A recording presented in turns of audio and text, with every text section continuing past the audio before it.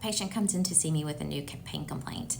Already when I walk in the room, they're shifting from side to side in their chair and they can't sit down for more than a minute. I'm already thinking, could this patient have coccydynia? Your coccyx is this little small triangle. It's the last part of your spine and is connected to the rest of the spine by the sacrococcygeal ligament. It can get injured whenever there's a trauma, like a fall, or it can be injured with childbirth when the pelvis shifts or moves. And now in our current culture with more sitting, we see just chronic repetitive injuries from people having poor posture and sitting for prolonged periods of time. Patients will complain of a constant dull, aching pain, or sometimes even sharp shooting pain that's worse when they sit down and relieved with standing. Treatment for this, as always, starts with conservative therapies first. That can mean physical therapy, improving your posture at work, considering a stand-up desk. Sometimes even manual manipulation of the coccyx can be beneficial. Patients will also either get a donut or a special cushion that they can sit on to help relieve pressure on the coccyx.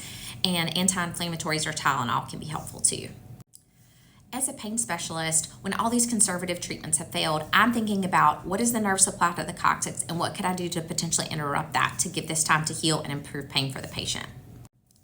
The coccyx receives innervations from two major nerve supplies. One runs on the front of the coccyx and one on the back. On the front side of the coccyx, you have the sacral sympathetic plexus, which includes the ganglion impar.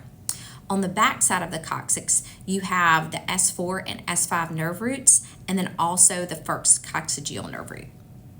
So sometimes I will do nerve blocks for the S4, S5, and coccygeal nerve branches that go to the coccyx, and sometimes we'll even ablate these nerves.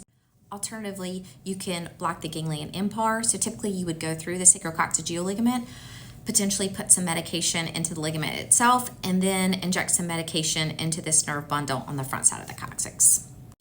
And as always, when I'm doing interventional therapies, I'm always trying to think about the underlying cause of the coccydynia. So if there are ways to prevent this from returning, that we can work on that problem so that the patient doesn't have to continue to come back for injections.